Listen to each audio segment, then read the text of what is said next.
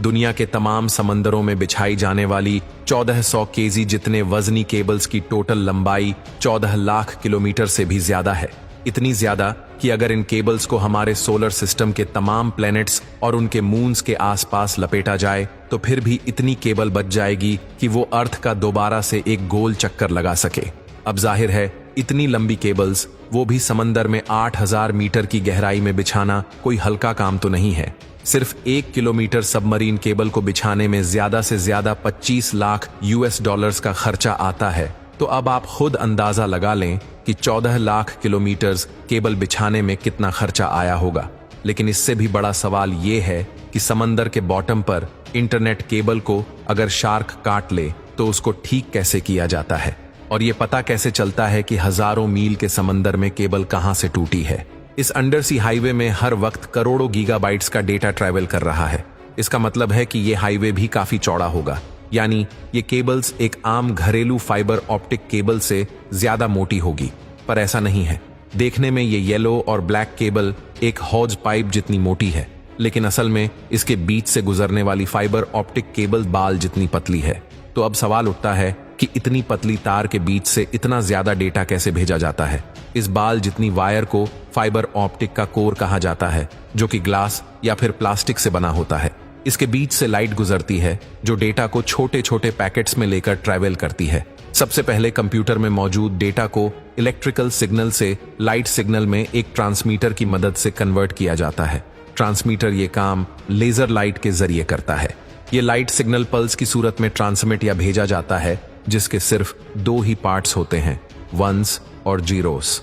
Light pulse 1 को जाहिर करता है और जब कोई पल्स नहीं होता तो वो 0 को जाहिर करता है। इन पल्सेस को एक जगह से दूसरी जगह लेकर जाना कोर का काम होता है, जिसके बीच लाइट ट्रैवल करती है।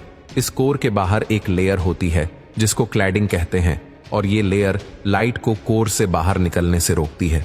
अगर लाइट कोर से बाहर निकलने की कोशिश भी करेगी तो क्लैडिंग उसको वापस कोर के अंदर ही बाउंस बैक करवाता है। इस प्रोसेस को टोटल इंटरनल रिफ्लेक्शन कहा जाता है। अब ज्यादा फासले पर यह लाइट सिग्नल वीक हो जाता है, जिसके लिए हर 100 किलोमीटर के बाद एक रिपीटर लगाया जाता है जो लाइट सिग्नल को बूस्ट कर देता है।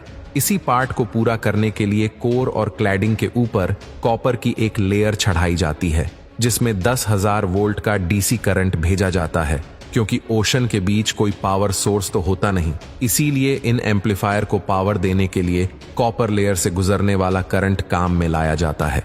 फाइबर ऑप्टिक केबल एक से ज्यादा सिग्नल्स भी एक साथ ट्रांसमिट करने की सलाहियत रखती है। इस टेक्निक को वेवलेंथ डिवीजन मल्टीप्लेक्सिंग कहा जाता है। अलग अलग कलर्स की लाइट्स को एक साथ फाइबर ऑप्टिक्स से गुजारा जाता है और हर एक कलर की लाइट में अलग अलग डेटा पैकेट्स होते हैं। जैसा कि आप जानते हैं कि speed of light 1080 million kilometre per hour होती है, यानी ये डेटा एक जगह से दूसरी जगह स्पीड ऑफ लाइट से पलक झपकते ही पहुंच जाता है। हजारों किलोमीटर दूर पहुंचने पर यह डेटा फोटोडायोड या फोटो डिटेक्टर की मदद से दोबारा इलेक्ट्रिकल सिग्नल में कन्वर्ट होता है और फिर कंप्यूटर या मोबाइल डिवाइस उसे दोबारा रिकंस्ट्रक्ट करके ग्राफिक्स या फिर किसी भी फॉर्म में ले आती है। कोर क्लेडिंग और कॉपर लेयर के अलावा सबमरीन केबल के मोटे होने की वजह इसके ऊपर मौजूद 7 और लेयर्स भी हैं, जिनका काम केबल को पानी के एक्सट्रीम प्रेशर से बचाना होता है।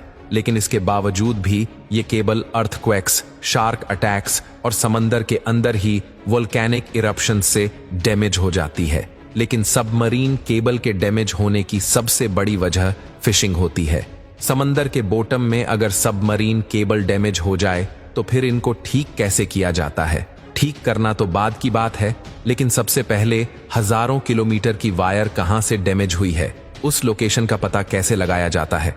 आपको यहां बताते चलें कि आजकल की मॉडर्न सबमरीन केबल्स 1 इंच मोटी होती हैं और 1 किलोमीटर वायर का वजन करीब 1400 केजी होता है, यानी एक 4 व्हीलर गाड़ी जितना। समंदर में इंस्टॉलेशन के लिए ऐसी हजारों किलोमीटर वायर वन पीस में समंदर के बॉटम पे स्पेशल शिप्स की मदद से इंस्टॉल की जाती है।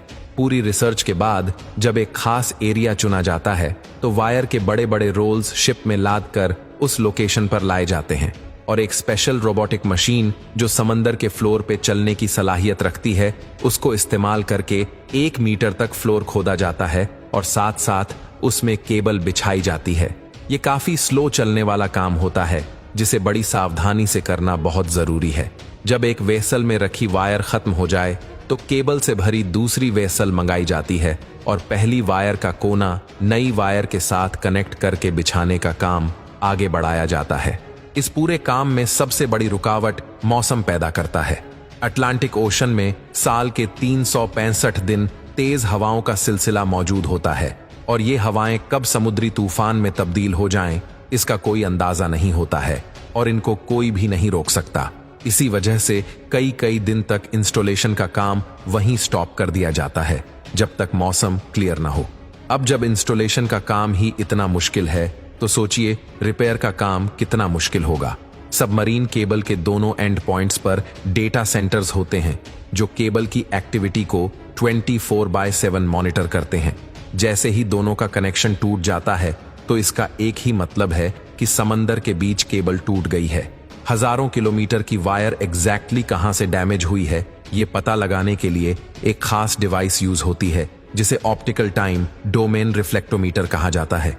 ये डिवाइस दोनों एंड से एक लाइट पल्स भेजती है और अगर केबल टूटी हुई है तो वो लाइट पल्स बाउंस करके वापस आ जाती है। वापस आने वाला पल्स कितनी देर में वापस आया और सिग्नल की मजबूती कितनी बची है, इससे अंदाजा लगाया जाता है कि एग्जैक्टली कितने किलोमीटर्स के बाद केबल में डैमेज है। यही प्रोसेस दोनों एंड से किया जाता है और वेरीफाई किया जाता है कि दोनों की लोकेशन एक ही है कि नहीं। अब दोनों एंड से डीसी सप्लाई यानी केबल में छोड़ा गया करंट बंद किया जाता है और उस लोकेशन पर आरओविज को समंदर के बॉटम पर भेजा जाता है। आरओविज की मदद से पहले फिजिकली केबल का मुआयना किया जाता है और फिर केबल को बाहर निकालकर ऊपर मौजूद वेसल तक लाया जाता है। केबल का वो हिस्सा जो डैमेज हो गया हो वो काट कर उसमें दूसरा पीस लगाया जाता है। फाइबर ऑप्टिक का कोर क्योंकि ग्लास का बना होता है इसीलिए ये काम काफी सावधानी से करना होता है ताकि एक ग्लास दूसरे के साथ वैसे ही जुड़ जाए जैसे वन पीस में था। इस प्रोसेस को स्प्लाइसिंग कहा जाता है। अगर केबल कम पड़ रही हो या समंदर का बॉटम काफी ज्यादा नीचे हो तो पहले एक हिस्से को ऊपर उठाया जाता है, उसमें दूसरी एक्स्ट्रा वायर जोड़कर दोबारा नीचे बिछा दिया जाता है। फिर यही प्रोसेस टूटी हुई वायर के दूसरे एंड पे भी किया जाता है।